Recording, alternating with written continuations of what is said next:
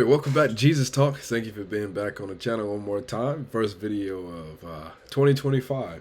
And right today I have a debate between Wes Huff and Billy Carson. Now, Wes Huff and Billy Carson, two people I just found out about a month ago, concerning when it comes to, biblical debates and having questions answered about God. And so Wes Huff is a biblical scholar.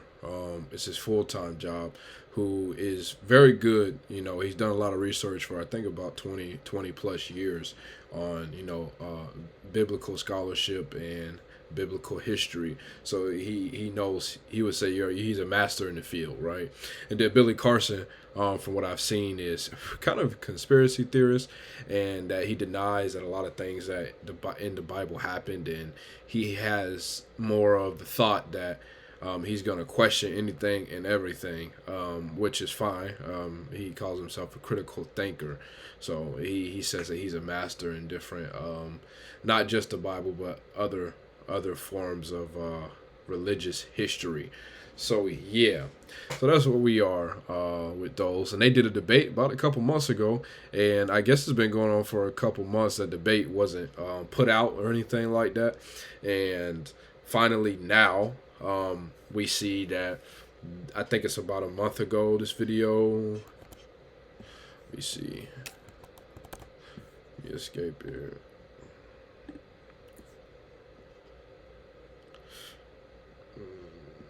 About 3 weeks ago. Okay, yeah. The full debate was revealed. Or probably a little bit more, because this is an edited version of the debate without the moderator. Because the moderator here, this guy in the middle, he kind of makes the quality go down, because you kind of hear for Wes Huff and Billy Carson, and he kind of interjects and kind of disrupts the flow of the conversation a lot. So this is the debate with him removed. And so yeah, I just wanted to go through here. I've seen some of this already, and just watch it and see the goodness of God shine through, because Wes Huff, he showed up great in this debate, and he showed that there is a lot of credibility and believability to the Bible, more than people would like to admit. And he shows that it's a credible source of history. So yeah. Without further ado, let me turn up the brightness. Let me turn up. So, like I said, it's the edited version, so we're going to get right into it. And in my videos, and if you listen to the podcast, the statement is according to the Sinai Bible, okay? According to the Sinai Bible, Jesus wasn't crucified in that Bible. That Bible predates the King James Version of the Bible. And the text there actually is about 12 to 14,000 differences between the Sinai Bible and the King James Version of the Bible, which came much later.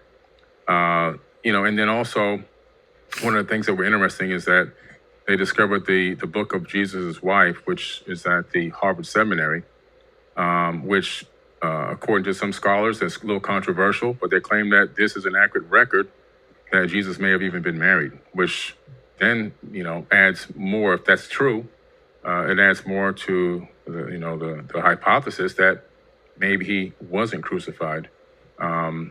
I just personally believe that Jesus was an amazing human being. I don't think that he was the Son of God in the sense that he's God, but that we're all gods. As he said, ye are gods, and that we're to do greater things in him. And I just personally believe that the return of the Christ is the return of the Christ consciousness. When we can all achieve a certain level of knowledge, wisdom, passion, understanding, empathy, love that he came to this planet with, and we get that in our mind and our consciousness, and we can act on those incredible emotions and that understanding, that the whole world is going to transform instantaneously. And I think that the second coming is the coming of the Christ consciousness to the planet, not a human being flying back to Earth to save people.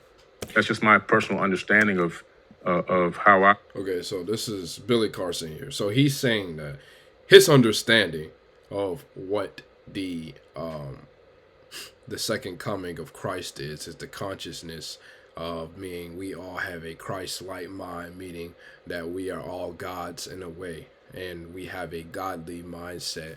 And he's saying he believes that the second coming is that everyone or a majority of people on earth would obtain that mindset, causing great changes on the earth. That's his belief. So that's kind of like putting into your mind of what it is that he talks about. He talks about a lot of other stuff too, a lot of conspiracy. He talks about more other stuff more than just the Bible, but this is what he thinks. Perceived it over many, many years of going through this information and going through all this text. Yeah, well, first let me say, I think it's really cool to not just be in the room proverbially with you, Billy, but be able to interact with you. Because I wish I could be there in person. Unfortunately, Toronto, Canada is a long way away from Florida. It's a little bit of a jaunt. But I really appreciate the fact that you seem to have investigated to a certain degree some of these facts. Do you mind if I ask a clarifying question? Sure. When you say the Sinai Bible, what are you referring to specifically? It's the biblical text that was written. It made it into you can actually look it up on Amazon. It's a Bible called, I have a version at home. It's called the Sinai Bible, right, from Mount Sinai. I'm assuming that's the mountain that they're referencing there. But they put together their own version of the biblical text prior to the King James Version being put out.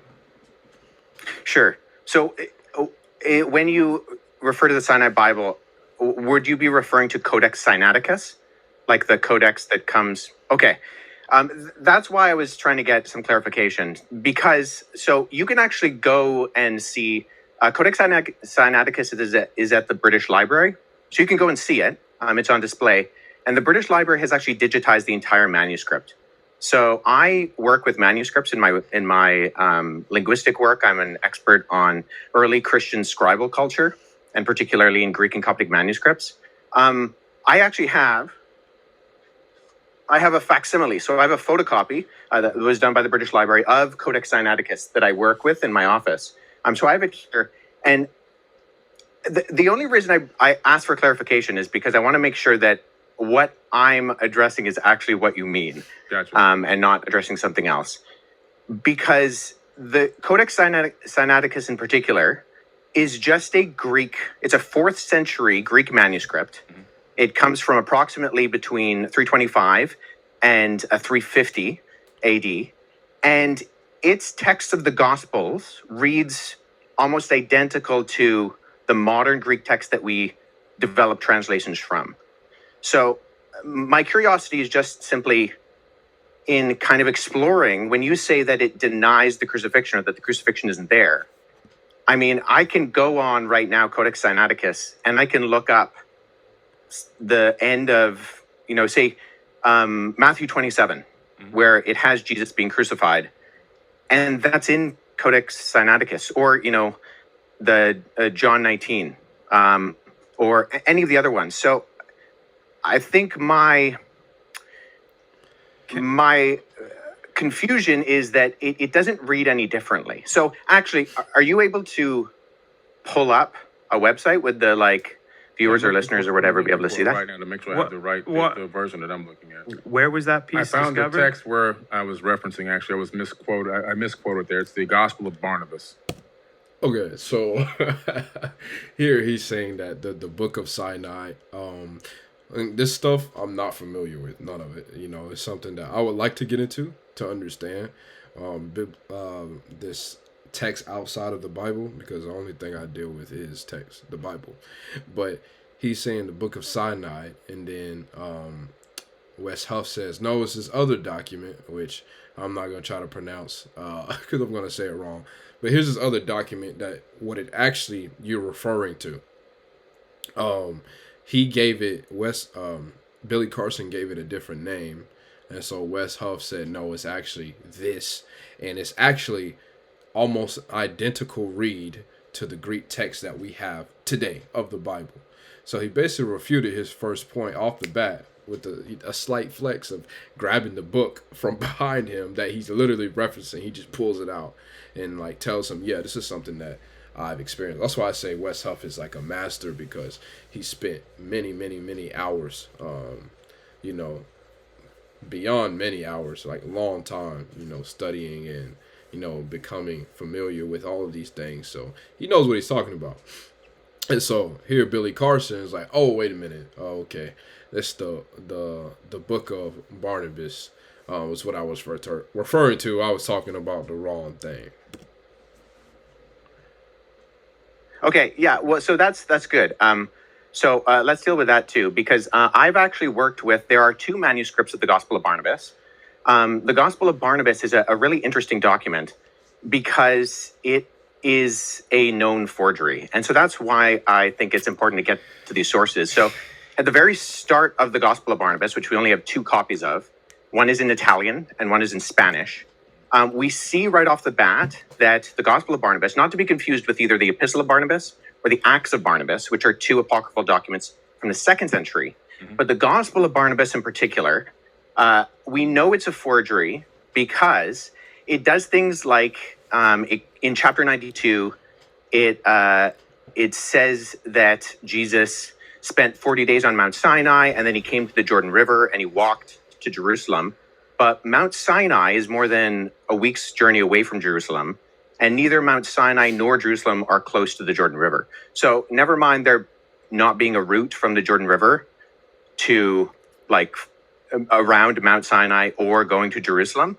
But there are internal problems with the Gospel of Barnabas, which indicate that it shows no actual indication of evidence of coming from or even having knowledge of first century Jewish understanding. It actually says Jesus is the Christ, but not the Messiah, which indicates that whoever the author is, he didn't know that those were the same words. And I think a bigger problem is that the Gospel of Barnabas actually paraphrases Dante's Inferno, which was written in 1314. So there's a lot of internal evidences that disqualify the gospel. Okay, so second evidence. So he goes to Dante, and then boom, Wes Huff is like, no, it's actually forgery, and this is being known because this was made, you know, years, a long time after the Bible itself. And then he said Dante's Inferno was awesome. It's like a kind of like a poem story epic about, you know, a soul traveling through the 9 realms of hell. And there's been a video game about it. That's how I was introduced to it back in the day. But yeah, they actually paraphrase passages from there. So, and I don't know whoever made that to make it look legitimate in some way or whatever. But again, if you read the Bible, like, you understand, like, it's not even close. But yeah, second bit of information refuted just like that. And we're only 6 minutes in, you know, so it shows again, there's levels to this. There's levels. Of Barnabas, never mind the fact that we don't have any evidence of it prior to the 14th century, and none in any other language other than Middle Age Italian Italian and Spanish. But the internal content of the Gospel of Barnabas disqualifies it from being ancient. And then the fact that it's doing things like paraphrasing Dante, or it also refers to a rule of the time of Jubilee, which was changed in the Middle Ages from what it was in the biblical year of Jubilee. And it goes with the Middle Ages concept, not the ancient concept. So I think what I'm getting at is, so I'm a historian and I deal with sources. So when I'm looking at sources, I want to make sure that I have a methodology by which I approach any type of source. So if there is something that denies the crucifixion, I want to make sure that I'm analyzing it and that the methodology by which I analyze it actually reveals that the content can be accurately tied to the event. So if we're talking about, say, Codex Sinaiticus, that's in the 4th century. Now that is, I would agree with you, Billy, our oldest copy of the Bible in the sense of cover to cover, Genesis to Revelation copy of the Bible. Right. The problem is that we have individual copies of all 4 Gospels going back hundreds of years before Codex Sinaiticus. So I have a facsimile behind me of P66. This is a late 2nd century copy of the Gospel of John. I work with this particular It's manuscript. just funny because like everything that they're talking about, he just like, hey, I got it in the back, man. I got it back here. I'm gonna whip it out. It's funny. I can just show the screen right here. This is an almost complete copy of the Gospel of John. And it Is that the has the papyrus crucifixion. by any chance? Yeah, That's so a great papyrus is just the what it's made out of. So I got that from. So the documents you actually see on my bookshelf behind me are facsimile papyri that I've made. So when I was in Egypt, And these cuts too, when you see a cut, it's because the moderator, I don't know if he's supposed to be the moderator, he talks for a long time. So they cut almost an hour. No, they did cut an hour, about an hour worth of content out of that. summer, I went and I got made for me some papyrus sheets. And so I take these papyrus sheets, which are made from the papyrus plant. And then when I go and I look at actual manuscripts, so I was at the University of Philadelphia last summer, and I went and I saw a document called P1, which is a 3rd century fragment of the beginning of the Gospel of Matthew. And so what I did is I sat down with that original and I produced a facsimile. So I copied the text. First of all, I cut it out with an X-Acto knife in not the original 3rd century one on my papyrus. I cut out with an X-Acto knife this guy, and then I copied the text transcriptionally on the front and the back. So papyrus is just simply, it's what it's made out of. Yeah. And so there's categorizing systems, and the standard one is called the Gregory Alland categorizing system. And so sometimes you'll see when manuscripts are mentioned, they'll have a GA and then a number behind it. If it's made of papyrus, you simply abbreviate the word papyrus to P, and then you have the numbering system. So P66, what I showed you earlier, that's this on the categorizing system. It's the 66th manuscript that was put into the system. It's from the Gospel of John. I also have, P46 and P47 on my shelf, which includes all 4 Gospels and Acts from the 2nd and 3rd centuries. So the only hesitation I have with what you said, Billy, is that we have single copies of the Gospels that can be dated to the 2nd century that all do have the crucifixion. And so if we're relying on something like the Gospel of Barnabas, which is not just like, it's not that there's debate about it, it's that it's a known forgery. I mean, no one's referring to the Gospel of Barnabas as anything other than... If you say it's a known forgery, and but I'm going to go with that. Let's talk about the Old Testament a little bit and leading up into the New Well, hold on, because do you mind if I address the Gospel of Jesus' wife? Sure, go ahead. I'm just curious. So the Gospel of Jesus' wife doesn't actually mention. So oftentimes what happens is that the text of the Gospel of Jesus' wife is kind of paralleled with the Gospel of Philip, which mentions that that Jesus would kiss Mary Magdalene on the mouth.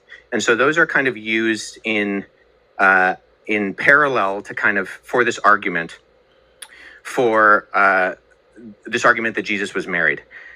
So the Gospel of Jesus' wife is in... Which is crazy. I had never heard that in my life, But again, people that attack the faith, our faith, they'll come up with all of these made up things because they talk so confidently and so boldly about it. But it's stuff that, one that doesn't even make sense, but it's also stuff that has no, that's not reputable. It has no evidence behind it at all, But even if the Bible has so much evidence, but let's just say it had a little bit, they'll believe something that has zero evidence versus something that does have historical and factual evidence to support the claim of Christianity. And it's like, but no, this sounds like it can be something that can go against this. I'm just going to say that, that type of mindset. And it's crazy. But yeah, the Gospel of Jesus' wife, I've never heard of that. That's silly to even... Like, if you read the Bible, that just makes no sense to begin with. The Harvard Library. However, the reason we know it's also not legitimate is because even though the manuscript, the papyrus that it's on, was carbon dated to the 4th century, the text was actually copied from a PDF version of the Gospel of Thomas, known as Grondin's Interlinear, and there was a mistake in the Coptic text of Grondin's Interlinear that was copied into the Gospel of Jesus' wife. So we know that this is not a legitimate document, even though the papyrus is ancient, and this happens a lot with forgeries. I have a couple of friends who have actually worked on projects that have revealed forgeries within Dead Sea Scroll manuscripts and within other ancient Christian papyri. But the reason why we know the Gospel of Jesus' wife, and that Karen King, who kind of vouched for it, and she lost a lot of credibility, unfortunately, for her, and she's admitted that it's a fake as well, was because we can tie it directly to not copying from an ancient text, but actually copying from an online version of the Gospel of Thomas. Online. This ain't even a forgery that happened a couple centuries after, and this is like in the digital age, and it's something that just gets thrown out there, and it's just, oh yeah, we'll run with it. Like, come on. And then he said, listen, it's forgery, and there's carelessness when it comes to forgery, which clearly shows a mistake, which clearly shows that it's not reputable, which means it should not be discussed or used to disclaim that Jesus had a wife, that there was no crucifix. Like, nothing should be said when there is no actual evidence. PDF form, and the mistake on that PDF form was copied into the text that was borrowed in the phraseology of Jesus' wife. So I just point that out is, once again, with our sourcing, I think we need to make sure that we're going towards not just early sources, but actually credible sources. And unfortunately, neither the Gospel of Barnabas nor the Gospel of Jesus' wife are credible sources in terms of actually, and agreed upon by not just the vast majority of scholarship, but I don't know anybody in the field of papyrology, paleography, historiography, who actually refers to these documents as being legitimate. That's fair enough. I can respect that. So let's go into the Old Testament a little bit. Predominantly, from my research, I discovered that a lot of information from the Enuma Elish and the 7 Tablets of Creation is a lot of in Genesis, a lot of the creation story that comes into Genesis. Not all of it, but because obviously Genesis is a much smaller version of a much bigger story. But it's literally almost word for word from the Enuma Elish and the 7 Tablets of Creation. The Epic of Atra-Hasis as well is also there in the Old Testament. Several other tablets as well, Code upon Marabi and a few others, have made it into that text.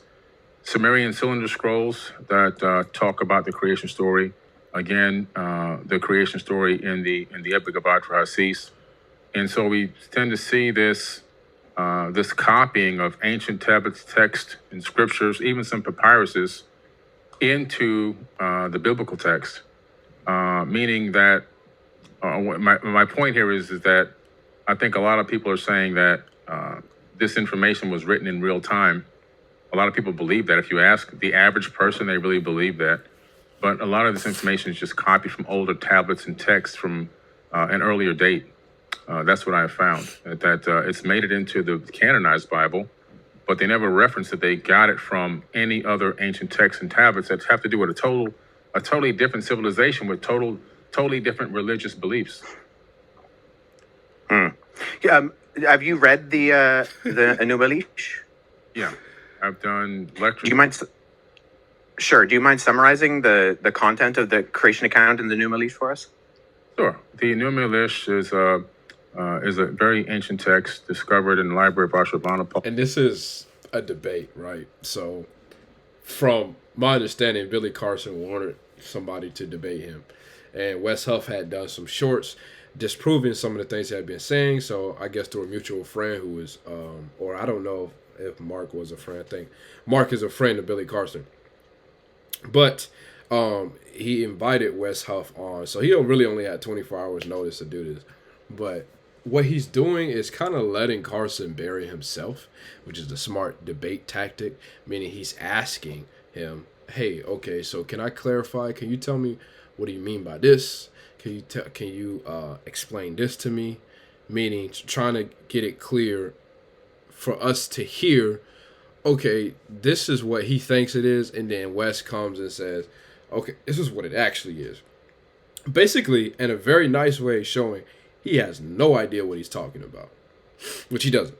But it's like his nice way of doing that. But it's pretty great tactic, because I mean, again, he's patient, and like I said, the moderator is removed. But if you listen to the moderator, oh my goodness, it's like Wes Huff has to have God's patience, because man, oh man, it's like whenever he's like talking or trying to get into a point and expound further, because there's a lot Wes Huff wanted to say that he didn't. He disrupts it, so he had have a lot of patience between the two of them. And the summary of it is that it really gives us an account, which is crazy, an astronomical account of the creation of our solar system. It talks about planets and moons gaining specific orbits around the sun. It talks about a huge planet named Tiamat, 46 times larger than Earth. Earth didn't exist at the time that this, according to the author of this text, which is pretty interesting. And then there talks about a nemesis of sorts. In the original version, it's called Nibiru, but in a more recent version, still thousands of years old, the name was changed to Marduk. Marduk is in the Jewish American Library, in the biblical text, in the Torah, and so forth. Very popular figure in ancient times in the religious books and texts. Marduk wanted to be the destroyer, so Marduk is the one that during its next orbit towards Tiamat, crashed into Tiamat, destroyed Tiamat. A huge chunk of it swung away, recoalesced, taking the water, land, and organic material, which basically recoalesced as our planet here, Earth. And the rest of it broke up into pieces. Some of it turned into the asteroid belt. Other parts of it were thrown towards the sun, and some were thrown towards the inner Oort cloud, towards the outer edge of the solar system. This planet, or this moonlet that orbited supposedly a brown dwarf, based on the description of it, gained a very strange orbit around our sun. And we have the scientific evidence now also to match with NASA's data, where we see that Saturn and I believe Neptune switch places. Uranus is flipped on its side, and that's more evidence that something came through our solar system in ancient times and gravitationally really tugged at planets here and switched up their orbits and even pulled the axis of a planet on its own side, where the equator is now running north and south. So a little bit of modern astrophysics kind of backs up what this ancient text is saying. But the New Militia also then begins to talk about the fact that these beings, it kind of cuts into the fact that these beings, are on Earth and at some point begin to engage mankind. In other words, they didn't create people from... So, whatever documents that he's using, he's talking about. Do you hear like how silly this sounds? All of this chaos and all this nonsense happened, and he's telling me he would rather believe that. And let's say NASA's information that something ancient did come through and come through our solar system and flip planets. If that's true, then that could just be true. That something did happen to move and shift planets. But why does that have to be a story about beings that were here before the Earth and that did all? When you have a clear-cut, understandable event, I don't like to say story because it happened, that the Earth was created by an intelligent creator God. But he'll believe all of this nonsense, it just doesn't really make sense. Branch, but they engaged the existing hominid and began to utilize us as workers for their workforce. In the Atrahasis epic, you see a much similar story, slightly later date period, but still thousands of years old, the epic of Atrahasis. And we see a very similar story. And we see where the sons of God literally came down to Earth. They came from Mars, according to this text, if you read the translation of the planet Mars and to English. And then they went to battle. They were going to go to battle in South Africa against Enki and Lil and Anu. And they come to terms without going to battle. They argue that they needed women, human women, believe it or not. And they also wanted a workforce. They didn't want to continue to do the labor. They were cleaning out the Tigris and Euphrates rivers, digging canals, building cities on Earth, and according to the text on Mars, not according to me. And a decision was made by Enki and Anu and Enlil to allow this experiment to happen, where they would take the existing hominid here. They would slay one of the gods, meaning that they would, in my opinion, that doesn't mean that they're going to kill it, but somehow some type of genetic modification or manipulation, in my personal opinion, it's my personal hypothesis. But in the end, it ends up being that human beings are now doing a lot of this labor and worshiping these people as gods, as they, my personal opinion, masqueraded as gods. A lot of stories there, parallel stories that you see in the Bible, even the Tower of Babel incident and many other crazy stories that are in the Bible. You can find a lot of those true stories in the ancient texts, like the Epic of Gilgamesh, where you can find the true story of Noah. They found the Noah tablet to give him instructions on how to build the ark. It wasn't a big boat. It was a round disc that he built with sections cut up on the inside like a pie. That was discovered about 4 or 5 years ago. I believe it's at the British Museum now. So there's a lot of text that's just been covered and copied over into the biblical text. And I think that, in my personal opinion, a lot of people are just became a cargo cult, worshiping people that were masquerading as gods. I do believe in God, by the way. Let me make this clear. I believe in God. I believe there's I believe in that there's a creator of the universe. I believe that the mathematics, the quantum physics, all proves that. The fact that we're here, I believe this universe is imbued with a divine energy and a divine spark that lives inside of all of us. I just don't believe that the God of the Bible is truly the creator of the universe. I don't think that God needs money. I don't think that God needs. Sure. Do you mind if I just jump in here for a second? Because I think we've kind of gone on from the original question. I appreciate that. I do have a few issues with your summary, although I think I have read the Akkadian version. My Akkadian's not great, but I sat down with a Syriologist friend and we walked through it a couple of years ago. So I think that there are components of what you said that I would say are in there.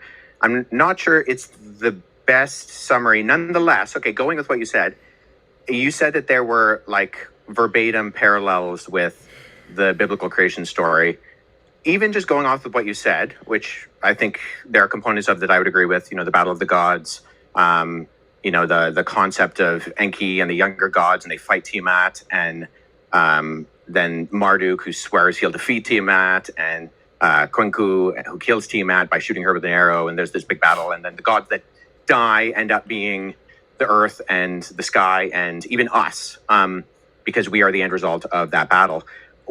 I'm just curious, when you say that there are not just parallels, but there's actual copying, looking at Genesis chapter 1 and 2, where the creation story is summarized in the Bible, what are the actual kind of parallels there that you're looking to? Because as someone who's read both, I not only do I not find parallels, I actually, and this is the majority of ancient Near Eastern scholarship with me, think that Genesis chapter 1 is actually an apologetic against documents like the Enuma Elish. So what are the parallels there?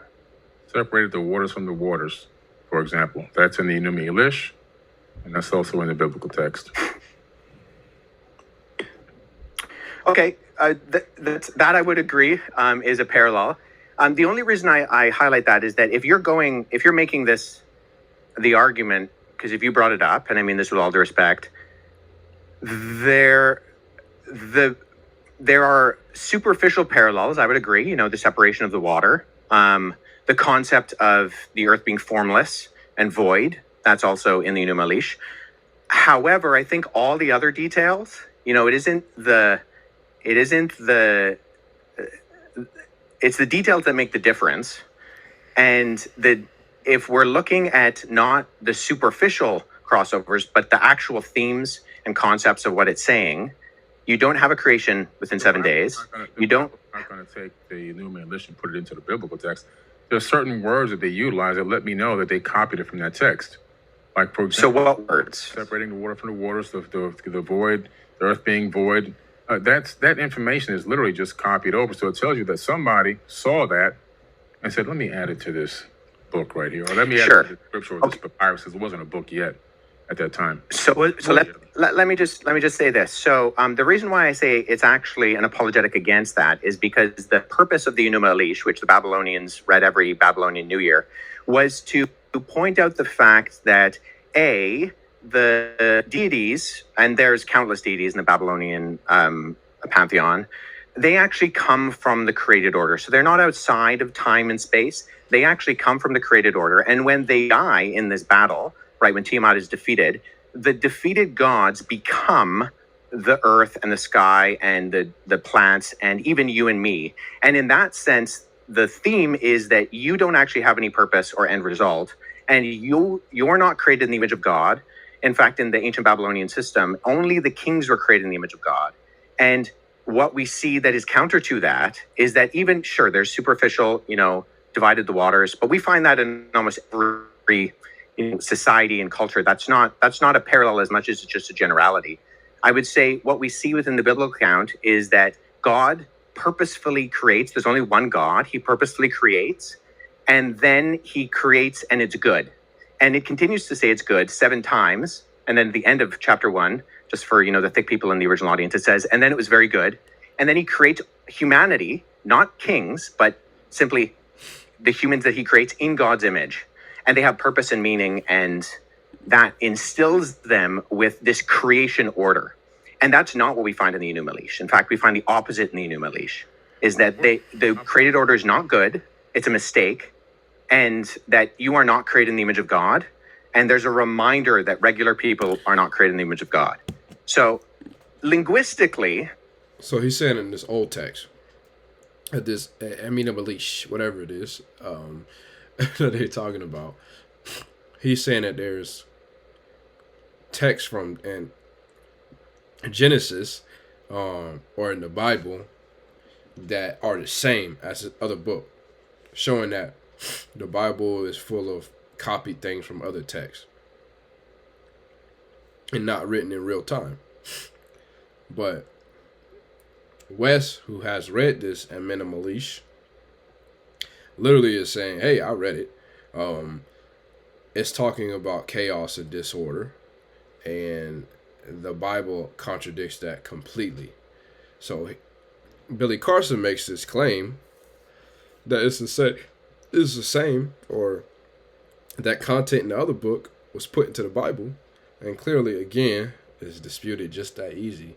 It's just not, again, just showing he does not have a complete understanding, and he's talking very confidently about stuff he just doesn't even know. Like, he's just saying it, and it doesn't seem like he's trying to do any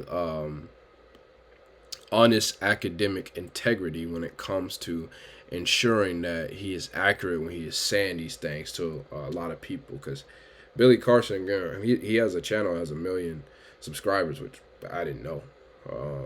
But yeah. I mean, Hebrew does have Semitic ties with Akkadian. It doesn't with Sumerian. Sumerian is a language isolate, a glutenizing language.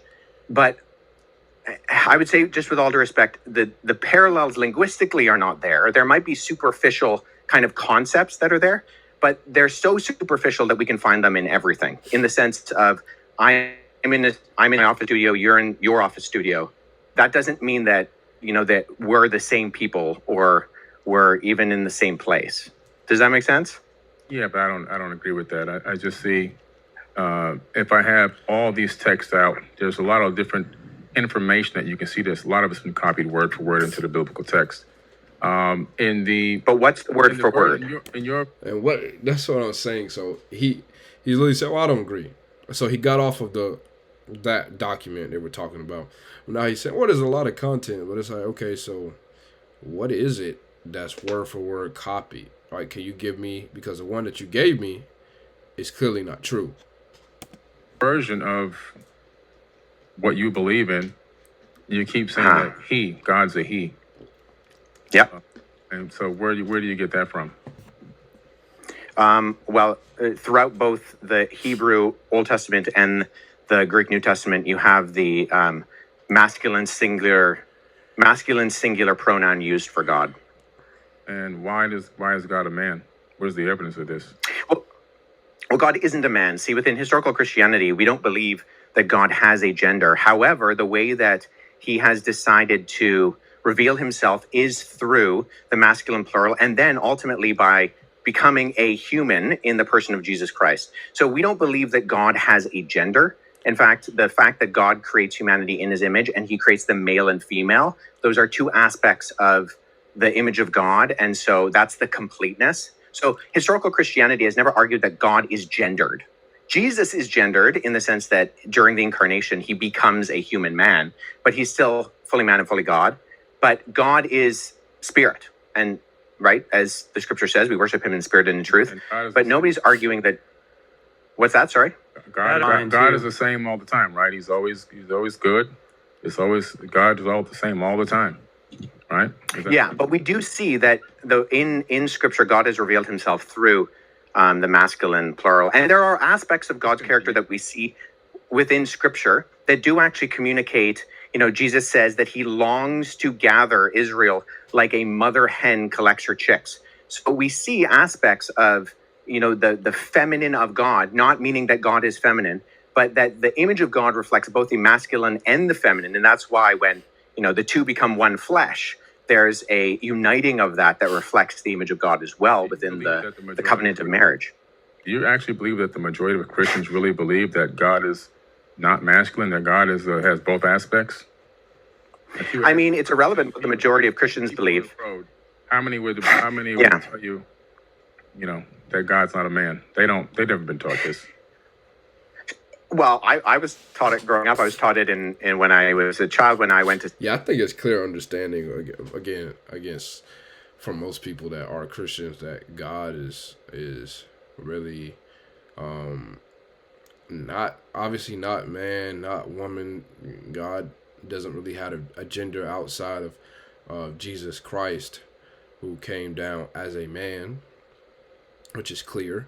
But God is, you could call him a spirit, but even outside of that, God is just God, But I think most people understand, or not even, to me, that's such a like out of all the things in the Bible, when you talk about trying to understand it and things that make it be confusing, I think the gender of God could matter really less.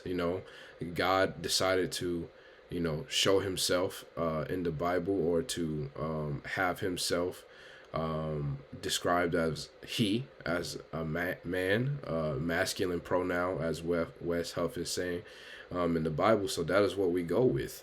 And for people that say that God is a woman, whatever, that's not what it says in the Bible. So that's not what we're going to follow. And it's really just that simple, I don't think it's anything to even debate or get hung up about. Seminary, when I went to Bible college, I was taught it in graduate school. I would say I would say a few things to that. I would say, in one sense, it's irrelevant what the majority of Christians believe, because what historical biblical Christianity articulates is what they should believe. There are Christians who run around saying all sorts of things that are not in conformity to biblical, historical, Orthodox Christianity. Right. And they shouldn't believe that, because it's irrelevant. And so if one Christian believes something that is not in line with biblical Christianity, that's on them.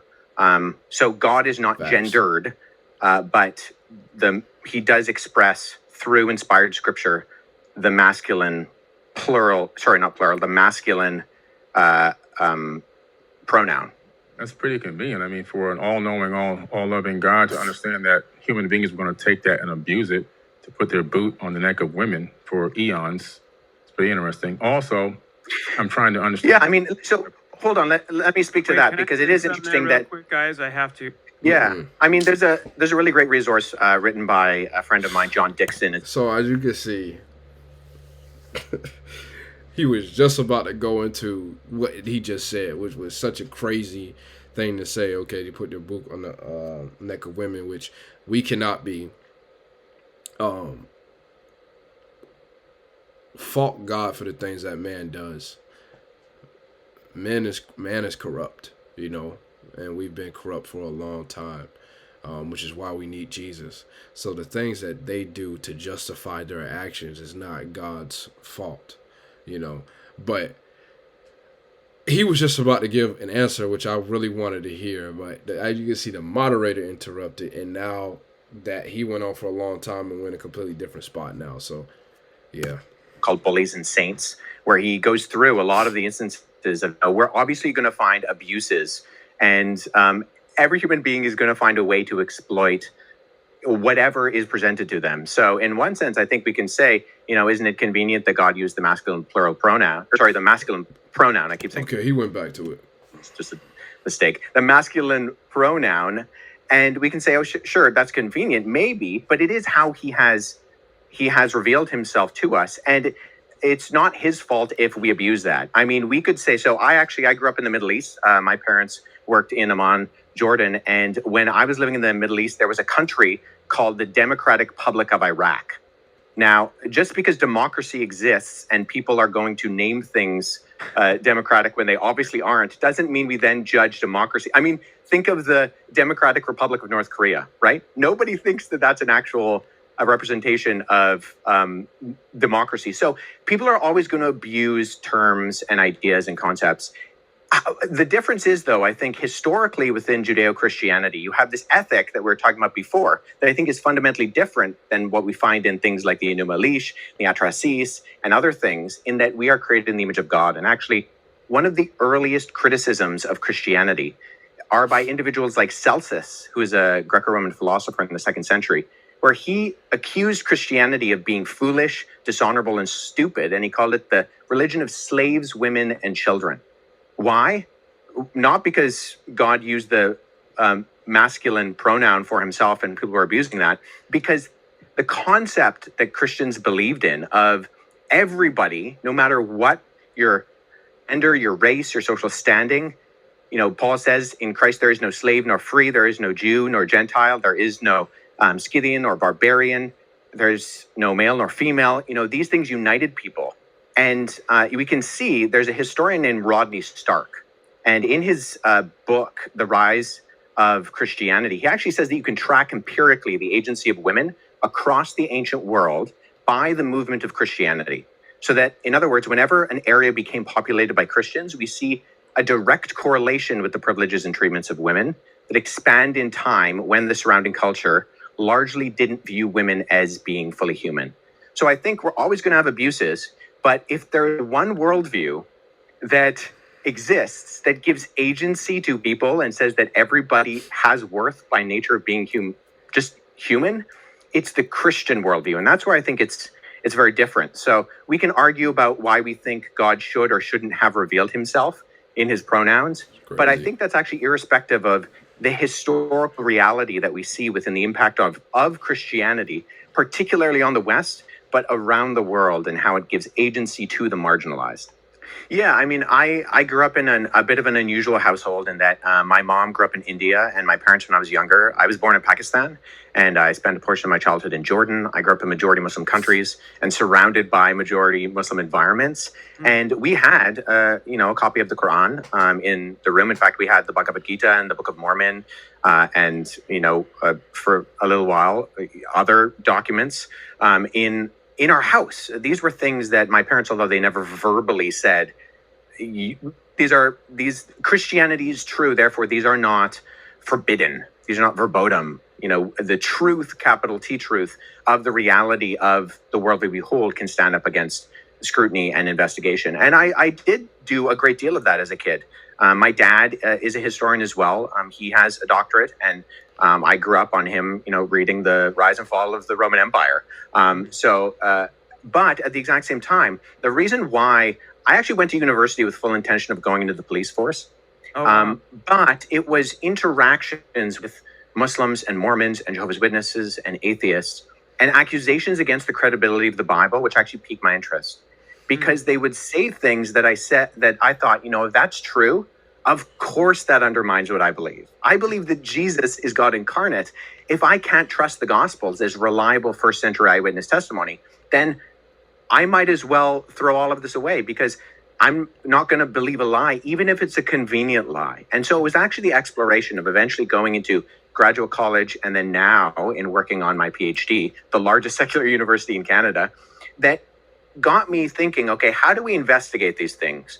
What are the methodologies by which we go about to explore the origins and credibility of something like the Bible?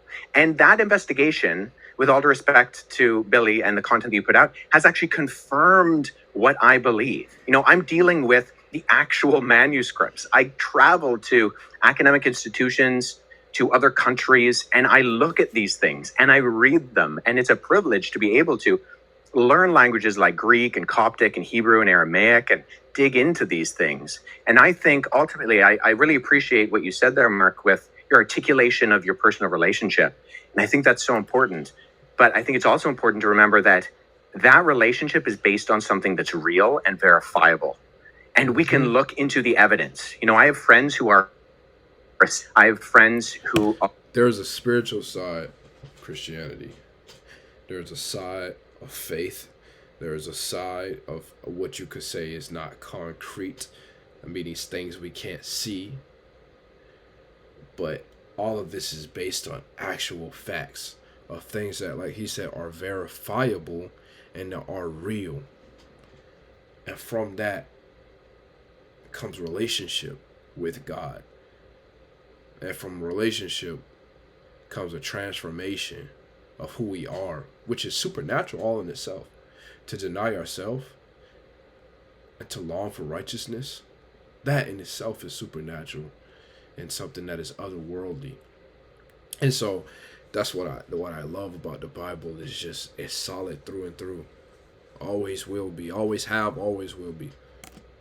Linguists, philologists, and historians. And when we look into these things and we talk with one another and we're discussing, we're constantly trying to falsify our theories because that's what good history does. We're looking for the falsification. You don't go in, ideally, if you want to be a good historian, with trying to prove your original thesis. You go in and say, okay, what are the avenues that actually could disprove this? And then how do we engage with those in an appropriate and articulate manner? So what I believe is true, but I believe it based on the evidence of the actual documentation. You know, I've read a lot of the literature that you're talking about, Billy, the Numa Elish, the Atrahasis, the Bhagavad Gita, the Epic of Gilgamesh, and I've read some of them in their original languages because I've tried to be a good historian and go back into the primary sources. Or if I can't, engage with people like my friends who are Assyriologists, who are philologists, and try to not just go off of a translation, but the original. And I think I found largely the opposite of the conclusions that you have made, Billy. And I know that you are very passionate about what you talk about, and I respect that. I just think that the confidence might not actually be backed up by the reality of the evidence. Competency. So when we're looking at something like the Sinai Bible, when we're looking at something like the Gospel of Barnabas, when we're looking at something like the Gospel of Jesus' wife, these are things that actually have provenance that we can verify. And ultimately, I think the answers to the questions of the legitimacy or the illegitimacy of those things point to not just a different conclusion, but actually the opposite conclusion, and that Christianity is true. Well, now I'm glad you said that. So those three topics are a very small piece of my concept and idea of what really happened in the ancient past. So that's a very small fraction. You know, that's less than 0.1%. You talk about eyewitness accounts. It's convinced you that Christianity is real. There's been eyewitness accounts of every culture that I've visited around this entire planet, and their eyewitness accounts of what they experienced is 100,000% opposite of what's in the Bible. People have based on what do you mean? Can you give me an example? You know, the Dogon tribe, for example, in Mali, Africa, they experienced a culture that they claim came to this planet from Sirius B. They have the evidence that they knew these beings were from Sirius B because they have the instruments that show the orbit of a trinary star system that we couldn't discover until the 1970s with our modern technology, okay? They understood not only the orbital pattern of Sirius A, B, and C, but even that B was a failed star, which you can't see it from Earth with the naked eye. They knew that it was a white dwarf. They even knew that they said that if you took a tablespoon of it the entire tribe or 1,000 men couldn't lift a tablespoon. They understood mass and gravity as well. They were told the shape, the sizes, and the colors of all the planets in our solar system, which they recorded. And there's only one wisdom keeper, and that person can never be touched by a person. If they get touched by another person, they'd actually be killed. And then they eventually have a mentee that they break down that verbally handed down knowledge to. And that next person then takes over and becomes the wisdom keeper. And they've been doing this for thousands and thousands of years. And science, modern science, has found all their information to be 1,000% accurate. Then you have the Hopi tribe of the Americas, indigenous tribes, Hopi tribe, Lakota tribe, also having engagements with these quote unquote star brothers, even having an account of them being taken underground, which you don't see just only in America. I just came back from Turkey. You have the people from Turkey and Mesopotamia also being taken underground into a place called Derinkuyu by these beings, by these people, a structure that's built 12 stories deep underground, that's made out of volcanic tuff, a very soft stone, and if you don't know what you're doing, it'll actually collapse. There's no evidence of any collapse, and it was thousands of years old. It was reused many times, so the mainstream story about what it was used for to hide from Romans is actually false. This place is ancient, and in order to build it, you actually have to have foreknowledge of how to construct this type of an underground civilization that can hold 20 to 30,000 people, places for livestock, places for worship, with no sign of collapse. Then you have to have hundreds of ventilation shafts, and I've been down there.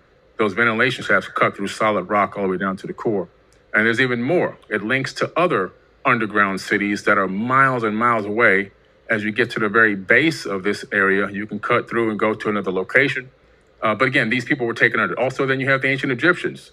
Similar story. Major catastrophe comes. These people come and take them underground. Then you have the information in the Egyptian book of Going Forth by Day.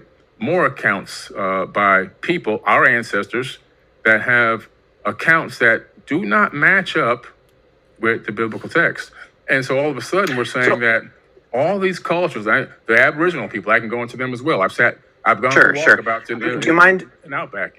In the Outback, Yeah. the Aboriginal elders, same thing. They were seated here by Pleiadians. This is their verbal handed down history for thousands of years.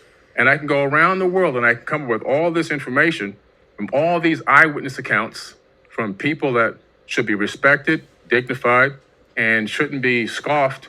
And that we're now saying that all this information that they put forward, all their verbal handed down history, all their written history, that's got to go to the side because this one text is 1,000% accurate. Sure, but so my question is, most of that is oral history, correct? Exactly. It's just people talk. You went there, you've been told this, but there's no evidence or anything concrete to back it up. So it's just like you're just kind of talking. It's all oral history, even the Bible. Okay, so when we're engaging with oral history, what methodologies are you using to confirm that the orality is accurate? Oh, man. Well, first and foremost, some of these texts some of these cultures have written. It's just a legitimate question. Information in caves. You've got cave paintings. The Dogon tribe actually have not only written down. Sure. No, I don't disagree with that. The question is one of historic. Sorry, I didn't mean to interrupt you there. The question is one of methodological analysis. So you have to have a method by which you can find either that something is falsifiable or that there are avenues by which you can show internal and external accuracy of credibility. So this is what we do with documents. This is what we do with the ancient gospels. This is what I do. I've worked on Xenophon and Plutarch, and we look at the internal evidences and the external multivalent corroboration to try to figure out, okay, yes, we have all these stories. Great. I don't deny that.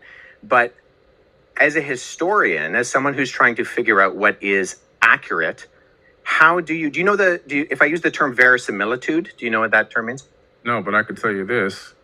Tell me how the Dogon tribe saw Sirius B, knew the orbit of Sirius B, a trinary star system, accurately, and can show you the orbit with a special tool that they made that was given to them by these people.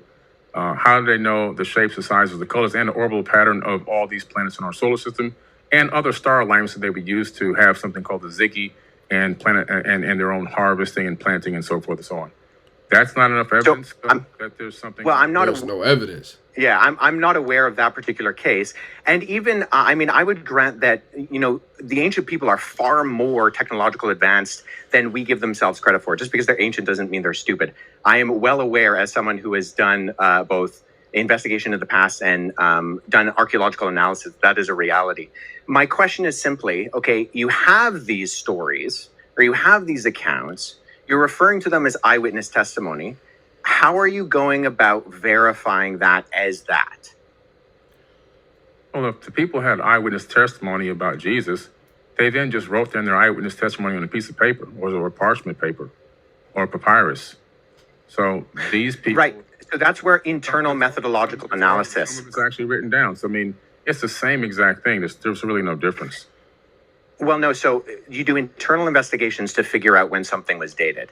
So something like so when I use that term verisimilitude before, that's something we as historians are looking for. It's a term that simply means the appearance or likelihood of truthfulness. So when you do historical analysis, it's an inference to the best explanation. So you have proof and you have data, and you're extrapolating that data on levels of probability. So some things can be confirmed as high probabilistically true, and other things are lower in their probability that they happened. But there are different methodologies, different ways that you explore historically how that happens. Well, so for the Gospels, we look at... With the Dogon tribe, scientists went there to visit the tribe, and they still have no answers because they used their modern science. They took the best scholars to visit these people, and they're still scratching their heads. Something happened there. Sure. And I'm not even denying that necessarily, but the question is, okay, we need different levels of evidence and exploration, not just scientifically, but historically, to derive something as eyewitness testimony. Now we have mountains of that, and I'm more than willing to go into some of that with the Gospels as early eyewitness testimony that can be verified externally and internally. But nonetheless, the only reason I ask, Billy, is because I've listened to a fair amount of your content, and I'm unaware of the methods that you use to try to discern between what is an accurate source historiographically and an inaccurate source historiographically. Well, does that make sense? I use getting in an airplane and traveling to these places, doing my own research, talking with indigenous cultures, and researching as much of the text that is available that I can possibly find. Okay, so I don't dispute that, and I do believe you have done that. But I mean, even from what we've talked about, so you've researched the text, but when we talked about the crucifixion, everything you cited was either, and I mean with all due respect, false in terms of the Sinai Bible, because Codex Sinaiticus is just a 4th century Greek manuscript of the Gospels that we have today, or they were verified forgeries in terms of the Gospel of Jesus' wife and the Gospel of Barnabas. You may be right on that particular part of the topic, but like I said, that's less than 0.1% of the information that I hold. Sure, but that was the original question. So yeah. So that's what I'm saying. I'm saying, okay, well, so I'm going off of what we've already talked about. So you said you explore the text. I don't deny that. But the evidence, by going off of what you have put forward in terms of the actual documentary evidence, is not just less than convincing in my respect. And I mean this with respect, because I think you have done a lot of research. You've traveled to these places. I have too. Like, this is what I do as my career. But I'm not really getting indication, because in history, we go to the primary sources in their primary languages. And when Mark asked, okay, why do you deny the crucifixion? The sources you used were not primary. Okay, we're still talking and they over and over again. There's so much more we can talk about here. We're wasting a lot of time. There's so much more. That's this amount. Do you guys When you read Azazel coming down in the book of Enoch, coming down, and the first thing he does is teach people how to make knives and swords so they can cut a man's head off. You read, you see these, quote unquote. Where's that in the book of Enoch? In the book of Enoch, Azazel. He comes down and he teaches. Where is that in the book of Enoch? The only reason I ask is because there are 2 Enochs, first Enoch and second Enoch, and only first Enoch is an actual historical amalgamation. Okay. By the way, the book of Enoch is separate outside of the Bible. There's not in the Bible. Enoch is in Genesis, and he said that he is taken up in glory to heaven. that he never saw death. So just to clarify that. And then you analyze the fact that these angels are having sex, they're getting drunk. These are just people. Whoa. Where are angels getting drunk? Angels party, they go, they hang out with people, they go to war with people, they put on their outfits and go to war with people. This is Where are they getting drunk though? They get married, okay? Whatever that means. But they're having They don't get married. Okay. Not In married. fact, Scripture says that angels can't get like married. Merry Christmas. Not married. Mary, Merry. But the point that I'm making here is when you start to really analyze what these angels are doing, and you start to analyze how many people are dying in the biblical text, you start to say, well, how many people did Satan actually kill? And when you start doing the tally on the numbers, God's doing most of the killing in the Bible.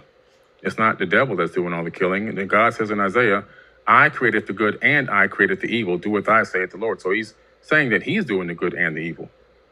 Is what he's saying. Yeah. My personal opinion on this whole thing, I just let me get this out because we keep going over the same rhetoric over and over again. My personal opinion is that the biblical text is a good book. Like I've said, I've got videos. My number one video on Twitter has me saying this. It's good text because if you actually apply some of the information that's in the Bible, you can get a good result, like you have done, Mark. So because you can get a good result, but there's a lot of misinformation in the Bible. There's a lot of false information that's copied from ancient text. And if you go by that text, all of a sudden you end up. He just keeps saying this stuff, but it's been disproved. And oops, I unmuted it. He keeps saying this stuff, but it's been disproved in real time. Like live when he's with him. This is not live, but it's disproved. So he keeps saying it. And it's like, okay, you have oral information, but where's the verifiability of it? Like, how do you verify that?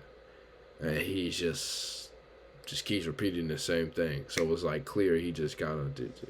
What did he say? Kind of just yapping? Like, that's it.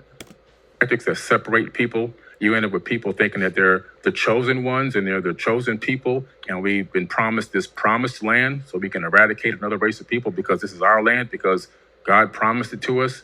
You have people that want to go on the papal inquisitions and torture and kill and murder over 80 million people. You have the American Holocaust, 111 million indigenous natives slayed. You have all this going on because of this text, which is set up so contradictory throughout its path across time. You get into the New Testament, slavery is still being condoned in the New Testament. Was it? Honor thy slave master as you would honor God or Jesus, it says, I believe. So in Ephesians. Well, it doesn't. It doesn't say that. But the God of the Old Testament, too. Like I'll let you go real quick, but I'm just. It did say, slaves, obey your earthly masters with respect and fear, as sincerity of heart as you would obey Christ. That's slaves. Obey your earthly masters with respect and fear with sincerity in your heart, just as you would obey Christ. So it does say that in Ephesians 6:5, but there's so many aspects. That stuff is what. And what is the context of what Ephesians is saying? So I think this is very important because we don't take text in isolation. So within Scripture, and this is why all the abolition movements throughout history have only been Judeo-Christian movements. There's never been an abolition movement that wasn't Christian. And actually, there's the recent work by historian Tom Holland, not the Spider-Man actor, different Tom Holland, but his recent work, Dominion, highlights this fact very well. This is not a Christian, but in it, he shows that going right back into the antiquity with the Cappadocian Fathers was the first abolition movement, and then into the British and the American abolition movements. These were fundamentally Christian movements ran by Christians because of the idea that when Paul, who wrote that letter to Ephesians, says, in Christ there is no slave nor free, he's breaking down those barriers. So in Ephesians, when he says, slaves obey your masters, he's operating on the socioeconomic context of what he's going on. And he's saying, hey, we have slaves and we have free people, okay? If you're a believing slave, if you're a slave who believes in Jesus as the Messiah, don't be equitable in how you are living your life. Reflect Christ accurately. And that's a movement that he is fundamentally working towards, that eventually starts to completely take out the legs from this is where the we would slavery argue, movement in Wes. general. I would be. So there's a discipline called hermeneutics, and that's the So yeah, that's the methodology of interpretation. it's kind of like again, that moderator interrupted, so it kind of broke off what he was saying. So now it jumped to something else. There are multiple levels that you interpret something. So whether we're dealing with, say, the book of Ephesians, or we're dealing with Tacitus's Annals, we look at something and we contextually read it within the framework of how it's being written. So there's a historical approach where we look at the context. Okay, Paul is writing to a church in Ephesus. What's going on in Ephesus, and how is what he's saying in that city in what is modern day Turkey? How does that pertain to that particular time and framework? Where is Paul coming from? So the Bible was written for us, but it wasn't written to us. There is an original audience, whether that's the ancient Israelite in the ancient Near Eastern culture, or whether it's the Greco-Roman believer in Jesus within the city of Ephesus. So as historians, and I mean, most of the books on this end of my shelf are what are referred to as commentaries. Sorry, I got to cut you off. So you do have examples of where Paul is writing, and he's writing to a particular group. And so we look at, okay, what does it mean for a woman to wear and adorn themselves with gold in a first century Greco-Roman context, right? It has to do with the fact that prostitutes would wear those things. So we need to ask the question, what is the intention of the text? He's talking about purity, and he's talking in the context of when he says, you know, don't adorn yourself with jewelry. The original audience, and we can explore this by the historical analysis. How dumb that sounds? I think we're missing a big point here. The point that I'm trying to make here is that the Bible is written by people, men who are extremely flawed. And the evidence of that is what they did, what they took the information that's in that biblical text and what they did with it globally to other human beings, and how they even wrote about it in the Bible, how they enslaved and tortured people in the biblical text. So in that case, even in the book of Deuteronomy, which is one of the most brutal books out there, where everything is given okay to rape women, kill children. If one person talks against your Lord, go to that town and kill the whole town, burn the town down. So brutal. It's just too much. Like I said, or turns people into salt. The killing in the Bible is not being done by Satan. That's why I say I don't care I don't believe in demons and all this other kind of stuff. Moses goes to the top. He talks to God. He gets his tablet. The first commandments are, thou shalt not kill. He comes down. As soon as he sees the people making a golden calf, he kills most of them. It's just like, come on. Let me just say this. So the most quoted verse of the Bible in the Bible is a version of Exodus 34:6, which fundamentally describes who God is, that he's compassionate and loving, full of grace and mercy, and abounding in steadfast love. And so, in fact, if you read the book of Jonah, the beef that Jonah has with God, the reason why he doesn't want to go to Nineveh is because he believes that God is so loving that if he tells the Ninevites to repent and they repent, God is going to forgive them. So fundamentally, we have the picture of God consistently throughout the Bible, both in the Old and New Testaments, as being a God who is rich in love and mercy and abounding in steadfast kindness. And so we want a God who is just. And just to speak very briefly to the slavery issue, I mean, Leviticus 25 condemns by death the man stealing. So stealing someone and selling them into slavery. And the fact that the 10 Commandments are prefaced with, you are a nation who was slaves. You know, I'm the God of Israel who brought you out of Egypt. So there's a fundamental difference, and there's lots of literature on this. I would encourage people to read my friend Paul Copan's book, Is God a Moral Monster? He's written some excellent stuff. He's also written on Did God Command Genocide in the Old Testament? He's a leading expert in the field of a comparative analysis of ancient Near Eastern war literature. And so there are very coherent explanations for these things, and that slavery within ancient Israel was very, very different from what slavery around the ancient Near East was like. And on top of that, once again, when abolition movements happen, what's that? Sorry, Billy? I said slavery continued on throughout the Bible with no problems. But it was always undergirded by the fact that this was not the ideal, that this was something that should not be done. And even slavery within ancient Israel was fundamentally different than slavery around the ancient Near East. This is not a contested fact. You can look at the scholarship of individuals like Wright, who's written extensively on this. He's an ancient Near Eastern ethicist. And there's vast difference between the law codes in Leviticus, Deuteronomy, and Numbers, and something like the Code of Hammurabi, which puts people on a tier system and gives different punishments depending on where they are within society. That's not true in ancient Israel.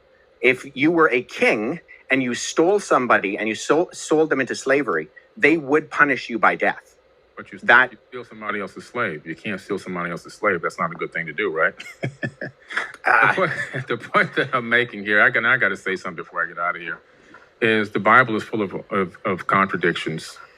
The biggest problem that we have is we're dealing with a civilization on this planet that is psychologically impaired. Human beings are psychologically impaired. This entire planet.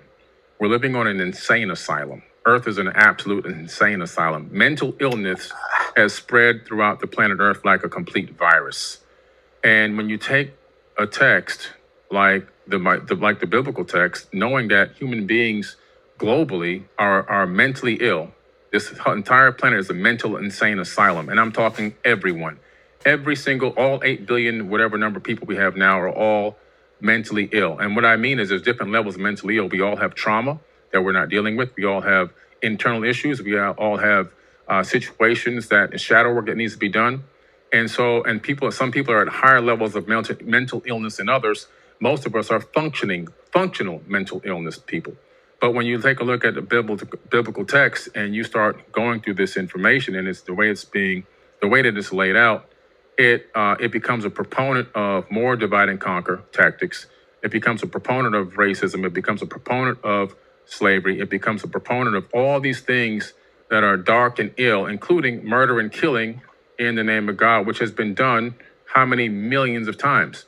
So my thing about the biblical text is it actually authored by the creator of the universe, or is it authored by the dark forces of, maybe, if this Satan is real, Satan himself?